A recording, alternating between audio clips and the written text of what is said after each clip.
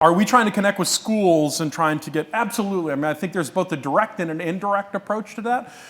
The direct approach is looking at some of the things that will make the day better and more playful. So how do you work with safe routes to school so that kids aren't just walking to school the fastest way possible to get their heart rate up, but walking to school in a purposeful and playful way that gets their excitement up about where they're going, and the same way coming back.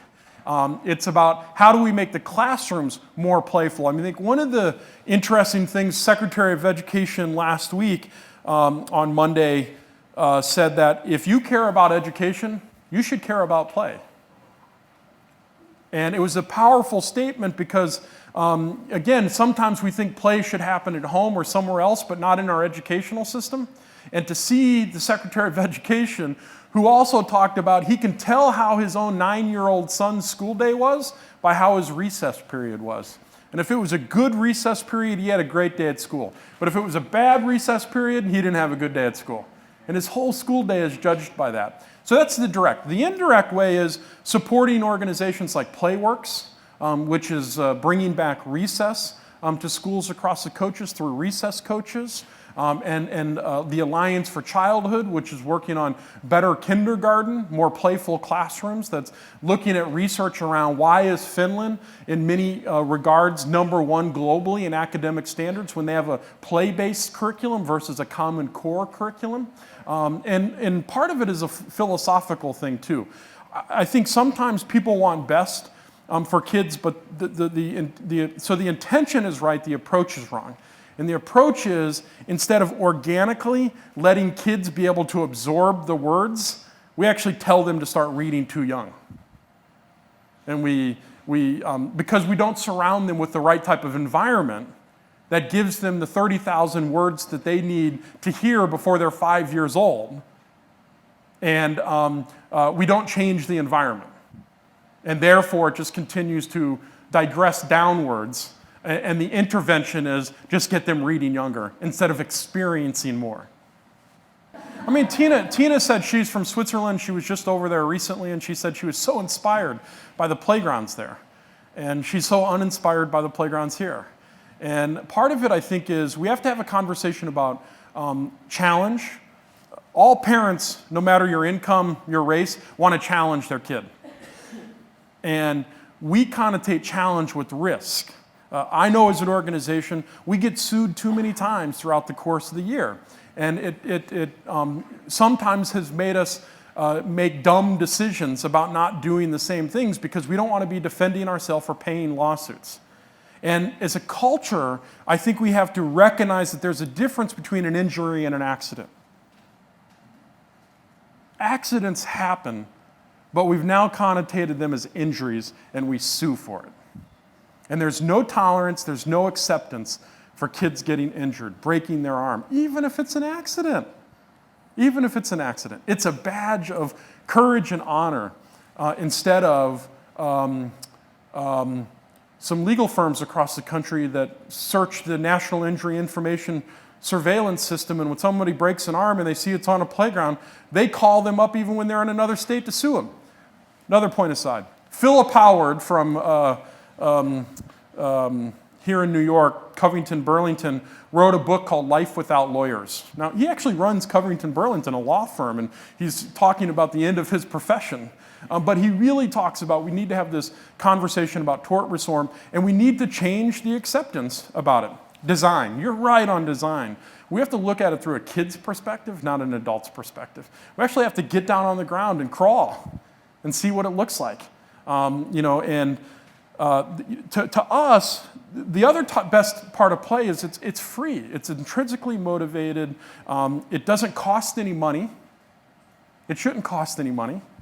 Or if it does cost any money, it could be really cheap. We buy what we think is the best toys for kids instead of giving them the cardboard box, instead of giving them the opportunity to figure out what you're going to do with your free time and boredom time, to build intrinsic motivation around it versus extrinsic rewards that we're teaching them like Pavlov's dog, that every time I ring the bell, you come running.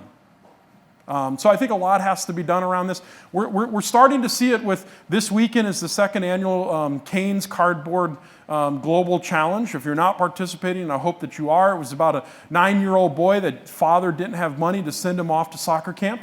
And so he went down to his auto parts store all summer long and built a cardboard arcade. And on the last day, has anybody seen the video? It's amazing. And on the last day, a filmmaker comes in because he wants to sell his Toyota car and he needs a new door handle. He looks at what this kid has built all summer. He convinces the dad to keep it up. On October 6th of that year, he brought back 300 of his buddies in a flash mob to make this kid's day. Kane's now 11 years old. He's an entrepreneur. He started a bike shop. He's doing better in school. His grades are better. He no longer stutters.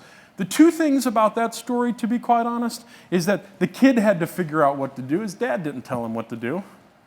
But the second part of that, it was Nirvan, the filmmaker, who paused long enough to ask this kid what he had built and was amazed and inspired by it, shone a light on him long enough that attention that somebody cared about him has transferred into an incredible movement across the country. I'm inspired both by Kane and Nirvan because of what they've built and what they're building, and that it's as simple as free play. What can you build today?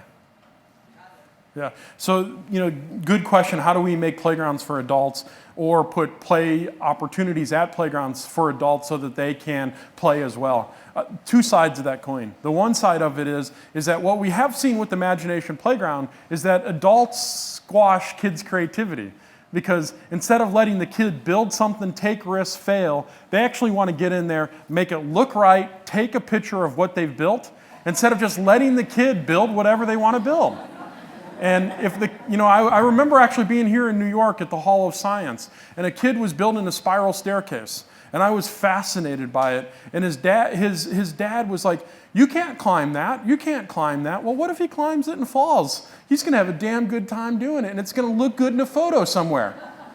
So we de-risk kids' childhood. And the part of that, I think, is I was over in the UK, and a grandmother was telling me, she's like, I've screwed up my own kids, so now I really care about my grandkids. And the reason I screwed up, and how I screwed up my own kids was single mother, didn't have a husband in her life, couldn't afford a babysitter, so what she did was sat her child in front of the television set to babysit him. So no human interaction, but she was able to live her life, do her chores, pay the bills, cook dinner, and all of those things. So this generation of parents that's parenting kids were the first generations that weren't necessarily babysat all the time by another human being, a teenager. Was babysat by a screen, a television. So their acceptance of screens in their life, in their kids' life, is so much greater than any other generation before. So, and it's not that screens are going to go away, but what we have to do is to figure out what is the right balance between screen time and outdoor time and play time, and how do we make that quality, and quality simply can be purposeful and meaningful versus being judged by it. So if we don't have playful adults, it's really hard to have playful kids. So the insight is right. What do we adults need to do to be more playful, but also to unlock creativity, imagination in our kids that give them permission to do things outside the lines? Again, thank you very much. Tina, happy birthday.